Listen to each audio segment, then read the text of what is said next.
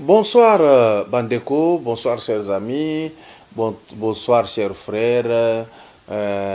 Pourquoi est là mou partout vos alliés? Lingi Nasenga de s'abonner comme on s'était convenu pour token de Moussikato rattraper retard au Tozanango.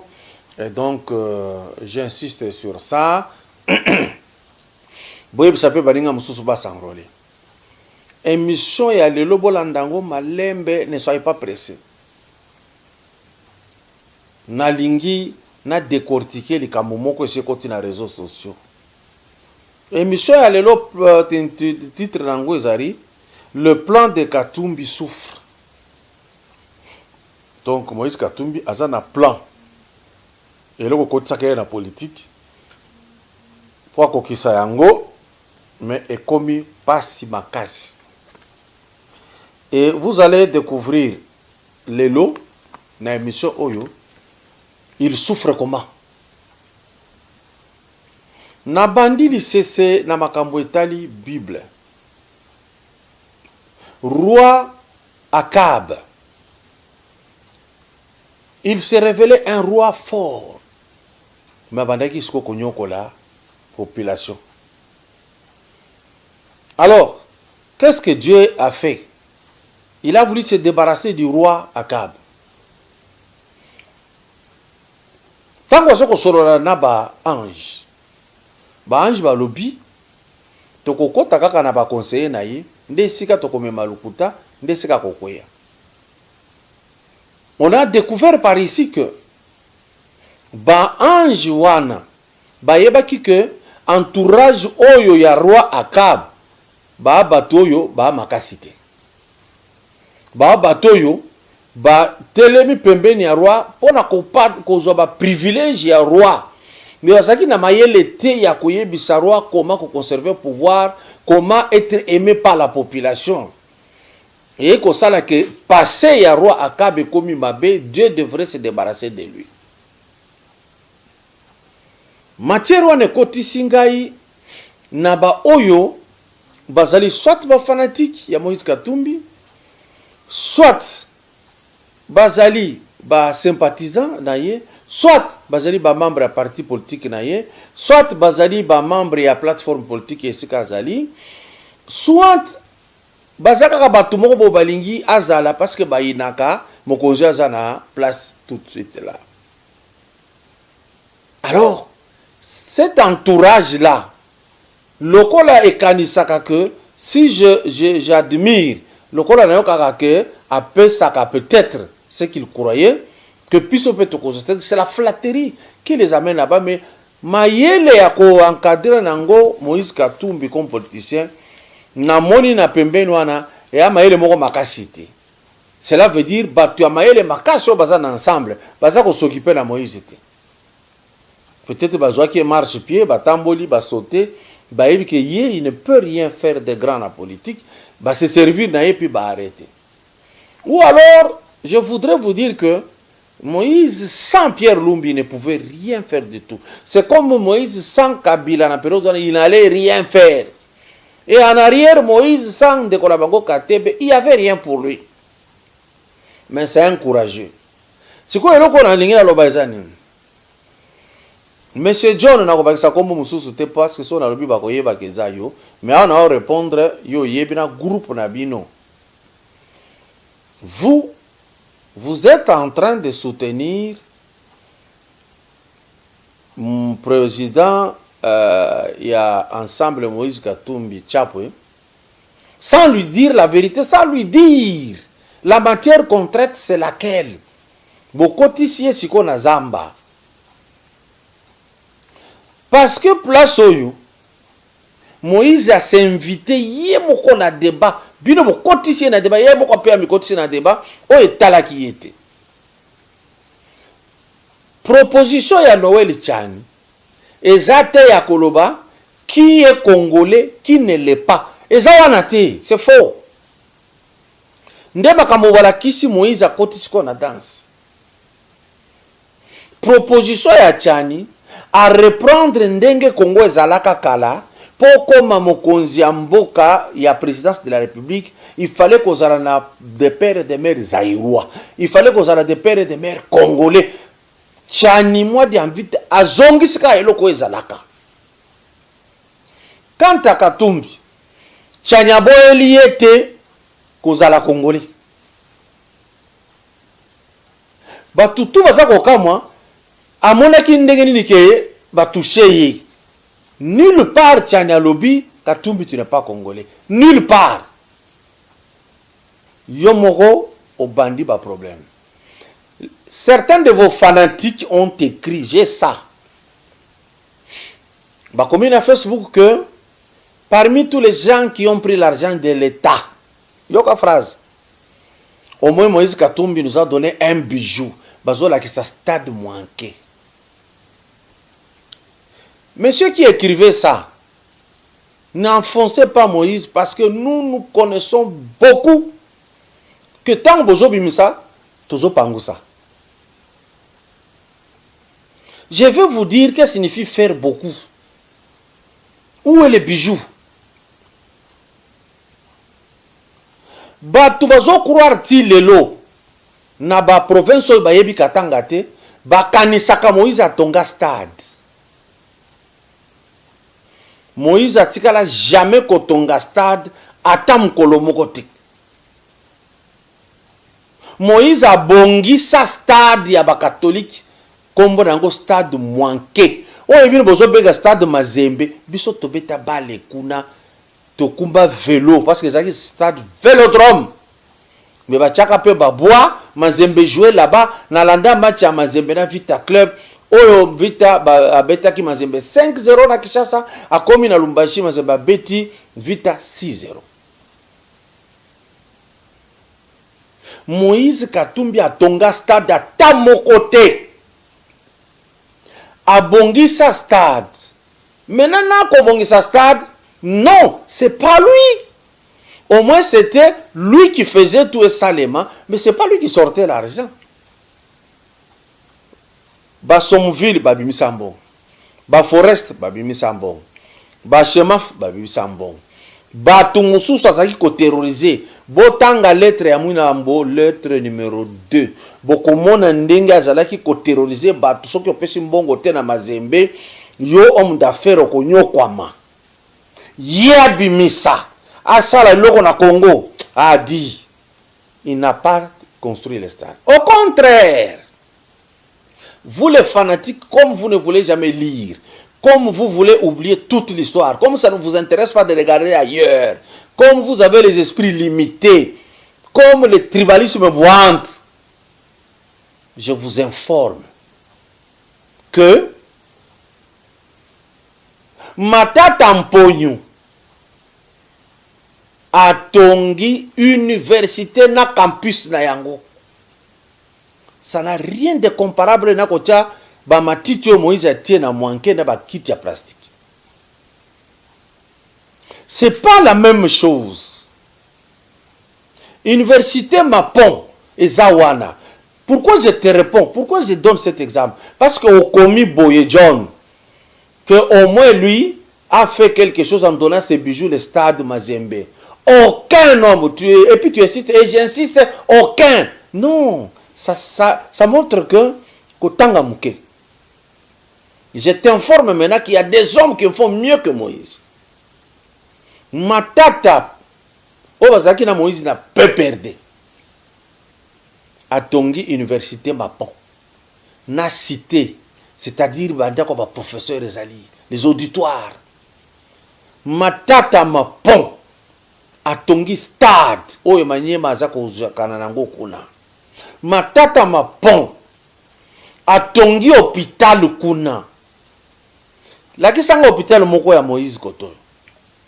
Lakisanga ta stade moko Moïse atonga ezati. Stade oyo bokanisaka bandeko eza stade ezalaka nango kala ayena matiti ya chena ba makiti ya sengi batu batie bakiti. C'est pas lui qui a construit le stade Mwanke. Oh bobengi le stade Mazembe. Aucune université n'a été construite par Moïse Katumbi qui a dirigé une province la plus riche. Aucune. Aucun hôpital. C'est une très sale et il n'y a rien. Il n'y a pas que Matata Mapon.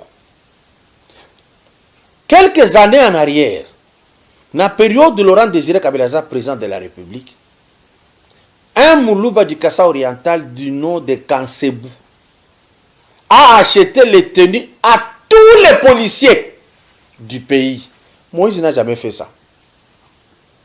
Alors n'essayez pas de nous dire Kassa la boy, Kassa la boy. À bon mentir, c'est lui qui vient de loin. Dans Kitata Oyasei, Ngoyi Kassanja Tongi Stade. Abongisi Stade tema Tongi Stade.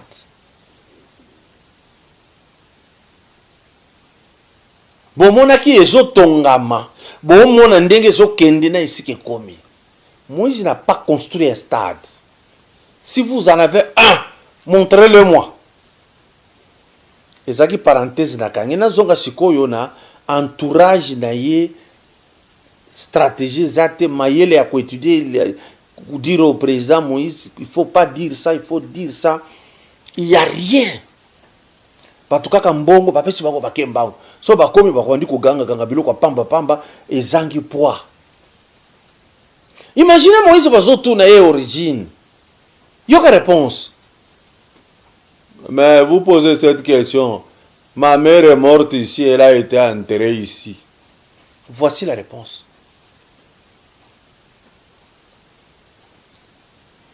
Quand on pose la question, il vous dit, mais j'ai dirigé le Katanga comme gouverneur. Ça, vous le savez. Ce n'est même pas ça qui justifie tout ça. Maintenant, pourquoi n'a y a une émission à l'élo? Beaucoup de les réseaux sociaux, tout le monde junior a commis Mukanda pour dire maman ya Moïse Katoumi, maman Virginie, et je regarde bien comment on écrit les noms, hein. Virginie Kalasa, Azaya, dynastie ya Mwenda Musiri na Bunkeya. Pourquoi c'est justifié? Pendant que loi Tchani, et Zoko Olobate que Moïse n'est pas congolais, et Zako prévoir de comment faire une loi pour verrouiller que Moutounion sautait à Coca-Cola, la présidente de la République, condition Fouezala. Et quand vous avez commencé à dire que Toboy Loawana parce que Zako exclure, tout ça, cet entourage-là, Maël et Amouké. Mais lorsque vous prenez la Constitution elle-même, dans l'article 30, condition pour être président de la République, qu'est-ce qui est dit? Naktango Mobutu, c'était être candidat d'une majorité de la nationalité zaïroise d'origine, de père et de mère. C'était ça la loi. Avoir 40 ans, c'était ça la loi. Baye ko changer loko yopo Kabila les cas. Parce que tant que Kabila comme président de la République, il n'avait que 28 ans et demi. Alors il fallait tout faire. Avec de Louis Michel Nabatoutou. Comment faire pour que Moutoyo, tout ça là est président? Tant que la constitution, il faut avoir des pères et des mères. Il faut avoir 40 ans, trouver conditions au moyen Kabila les Kezate. Ndeba joli biso ba étranger, ba sali biso guerre. Toke na San City, barzalaki majoritaire na puissance ebele, ba s'imposer ba na moi torchon oyo ba salaki na Belgique. Ndekuna ba changer, ba longoli 40 ans ya constitution ya mboka, ba 30 ans. Pour que 2600 Kabila Sokota écoute à 30 ans. Baye kolongola de père et de mère.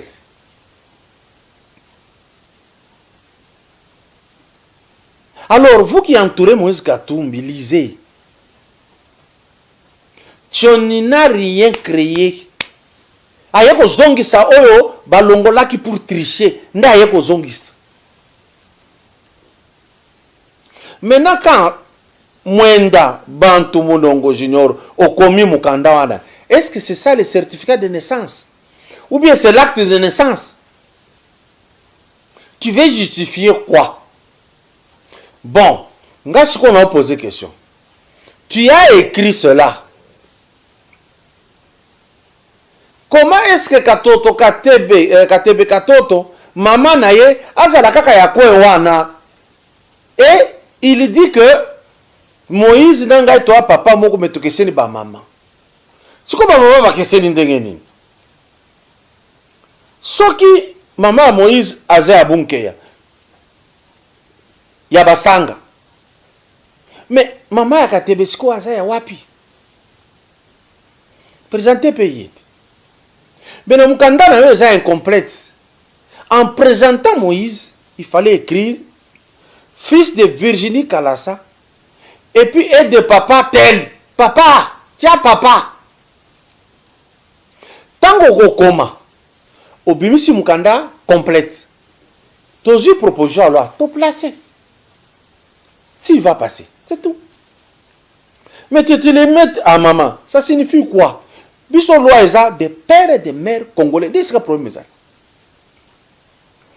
Maintenant, toujours là, vous savez, il y a papa Katebe, non, maman Katebe, azala kisko ya wapi. Ici, nous voulons savoir ba ethnie ya Okatanga na ligina tanga yango. Tango toko tanga. Toko kako situé mukando bakomi na isika Moïse ye azalaka na isika se présenta na isika ba memiye tokende na Okatanga to bandi yango na nyonso territoire de Kambove nde isika basanga bazali bakaonde balamba balembe. Bien. Alors, territoire de Kasenga, au moins il bateau bazali na territoire ya Kambove, babemba bazate. Mais les Kaonde sont là et les Lamba. Les Bemba ne sont pas dans le territoire de Kambove. Ici, bateau baza ebele koto eza basanga. Territoire de Kasenga. Tozana babemba, balamba, bankunda, balembwe, bangoma. Na partie ya Kasenga, il n'y a pas de basanga. Les basanga ne sont que dans le territoire de Kambove. Même au territoire de Kasenga, il n'y a pas de basanga. Mais il y a les babemba. Mais dans le territoire de Kambove, il n'y a pas de babemba. Pourquoi j'insiste? Émission koya lobby peut-être na kolakisa Moïse azoloba que ma mère est mbemba de Bunkeya. Na Bunkeya il n'y a pas de babemba. Na Kambove il n'y a pas de babemba. Il y a les basanga na territoire ya Kambove. Les babemba maintenant on se retrouve na territoire ya Kasenga, na territoire ya Kipushi, na territoire ya Mitoba, il n'y a pas de babemba. Na territoire de Puerto, babemba, baye. Tozana babemba, bashila, babwile, bazela, bakunda, batabwa, baluba, bashi, bafuliru, babuyu, babangu bangu. Il n'y a pas de basanga ici. D'où vient que Moïse a le que ma mère était Moubemba de Bunkeya. Alors, sixième territoire, territoire de Sakanya, il y a les Balamba, Baouchi, Balala. Il n'y a pas de Babemba, il n'y a pas de Basanga. Alors, Totanga Sikoyo et Sika Lobi Mama Nae Aouta. Na Bayeke. Les Bayeke sont des Tanzaniens. Bayaki, ba utiliser Minduki, nde ba fandi et pa ya basanga na baluba kat. na territoire na Kambove. Il y a bien sûr, il y a des Kaondé, tout ça. Total sikoyo, comportement ya ba oyo abzobenga ba koko ne côté maman, bazala kindengeni basala kinini. Na kosala parallélisme na biloko na zola ksabeni. Ça c'est le livre du professeur Ndayuel, le grand historien du pays. Je vais lire, essayer de me tolérer. Au Katanga, les conséquences de ces commerces furent pour le moins attendu l'entrée des chasseurs Nyamwezi. Il fut le prétexte et une restribution du pouvoir dans la région. Nyamwezi ya utaka Tanzanie. Koya kosala commerce aye ko bouger bokonzi ya basanga na balubakati na bakaonde. Tokende boye basiko isika na okende rabino. On dit au contact des autochtones Sanga et Lamba, ils eurent l'occasion de se rendre compte que la richesse minière de la richesse minière des provinces. Ce que ba koko ya oyo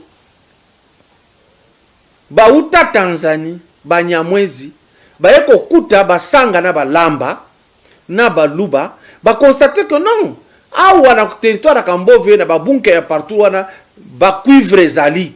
Et ce que ba zali kotumba ba cuivre ya liboso kuna mayele ya étranger oyo et bandi ko bouger.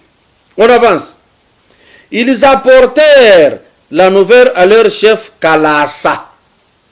Donc Kalasa oyo a congolais.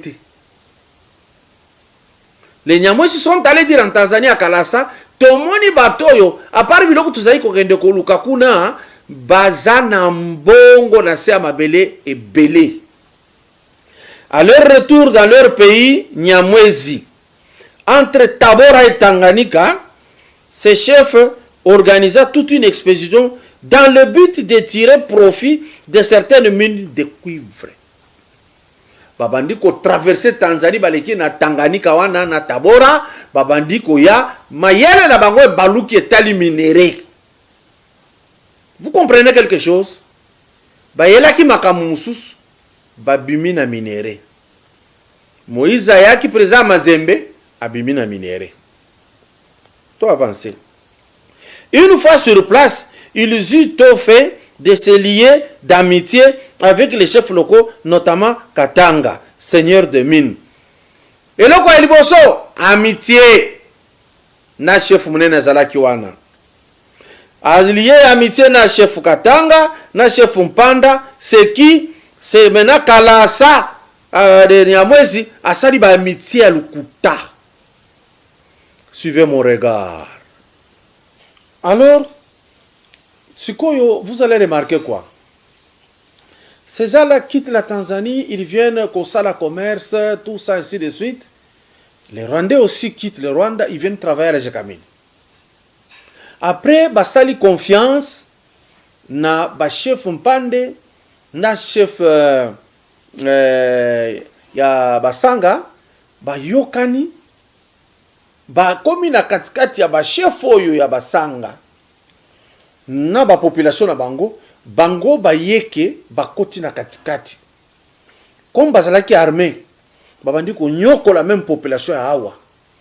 De même qu'ici, qu'est-ce qu'on a voulu, qu'est-ce qu'on a vu? Les gens qui sont venus là à la Jekamine, les Rwandais, après ils sont rentrés au pays comme les réfugiés. Les réfugiés va se retrouver que va trouver même indurcable. Et puis, comme on sait là, ndambu ya loi, et zala qui n'a mingite. De côté maintenant de Bunkeya, à l'arrivée du chef Ngerengo, qui va rester là-bas, et bazaki kozwa richesse ya Katanga, bazoti dans la Tanzanie, et c'est que bauta. Alors, ba s'imposer, ba tikali, ba komi ba mwenda musiri wa bayeke. Bayeke longwete, parce que bayeke c'est pas congolais. Bayeke c'est tanzanien. Qu'est-ce qui se passe? Ba évoluer ti, ba yeko éliminer, ba chef union sa ba Sanga, ba Lamba, ya ba Luba bazaki résistant vers le sud, mais bah éliminer dans bango bonio so bakei. Même chose c'est ces réfugiés ici des Rwandais et qui sont venus dans le sac de Laurent Désiré Kabila. Bah salir rébellion, bah éliminer bah tebele, bah se retrouver que to Komina Ruberwa, vice-président de la République, Namboka Oyo. Et c'est comme ça qu'on va retrouver un Mwenda Musiri et pas Yabasanga. Bon, moi, je bakendeki. Baye na malembe na commerce. Balongwe na commerce, ba continue na politique.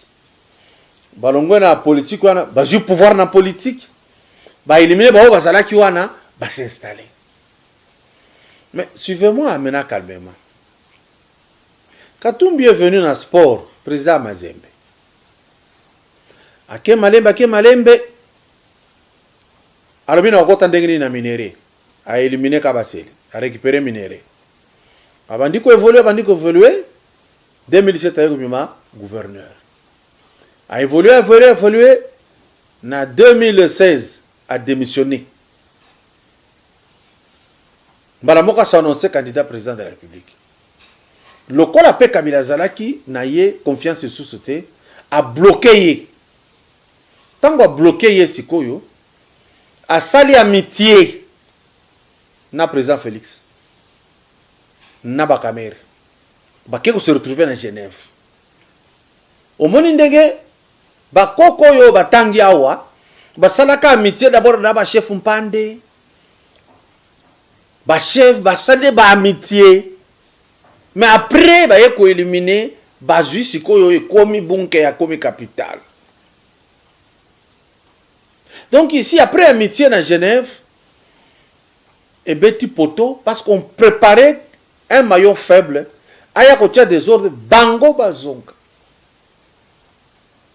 Alors c'est ce plan-là, si vous regardez, donc ça agit comme l'histoire qu'on vient de nous retracer, comme balayer yena bayeke, ceux qui balayer yena bayeke, ceux qui ont à origine maternelle côté bayeke, alors bayeke bazar ndenge wana, des rusés. Très rusé. Parce que tu as en confiance, jour où tu as comprendre. Je suis capable de faire l'analyse, même à l'autorité, je suis kuna. Ba obaza na bo moité, na la kisane ba kende ki na ruse, na ndenge ba bimela kia. Donc, c'est pratiquement la même chose. Or, nous sommes informés que non, ça c'est la malignité, ça c'est la ruse. Je ne sais pas si vous avez compris au moins cette analyse là-bas. Mais les questions qu'on a posées tout autour de ces éléments ici restent aussi pendantes. Maintenant, quand Tchani parle de verrouiller le poste du président de la République, c'est l'homme du football qui passe par le minerai, qui devient politicien, c'est lui qui s'agite. Remontez. Si vous voulez lire cette histoire que je viens de donner ici de Moussiri, allez dans le livre du professeur Ndaiwel, Histoire générale du Congo, de l'héritage ancien à la République démocratique, page 236 et page 237. Il explique comment les Bayeke étaient venus. Et ici, tous les chefs qui sont là n'ont pas réagi. Mais c'est un chef Yeke qui écrit. Pour dire que celui-là, il est de nôtre. Peut-on avoir confiance de quelqu'un qui était entré et s'est imposé par les armes pour avoir même une terre et créer une tribu qui n'a jamais existé au Katanga? Vous comprenez au moins ce que je veux dire? Ça, c'est le feuilleton aussi, Banyamulenge. On vient, on cherche là, on va vendre nos vaches ici. Oui, Sud Kivu dit oui. On travaille avec Jékamini, oui. Après un temps, non, nous, on a fait là-bas, vous voyez, on va nous torturer ici, oui. Et puis, Sengimana devient dire oui. Mais avant, Sengimana ne tous qui n'a pas Anissé Kachamura, vers le sud, oui. Tu évolues, tu es comme ça, Gisaro, oui. Et puis, bah, créer tribu Benyamulenge. Ils ont lu l'histoire qui s'est passée au Katanga, où on a créé le Bayeke, qui n'est pas une tribu du Congo. C'est ça. Alors, on connaît le Congo. Il n'y a que, si on a s'imposer au Combi congolais, puis on installé tout. Voilà le courage, oh, il sali que le lo. Loi est le bamaka moussous, mais bah, tu vas agir de moussous, bah, se faire concerner. Il crée même, il commence à expliquer comme si nous sommes à la période de l'enrôlement. On n'est pas à l'enrôlement pour qu'un témoin vienne dire, oui, c'est vrai, lui, il est d'ici. Il y a l'enrôlement où?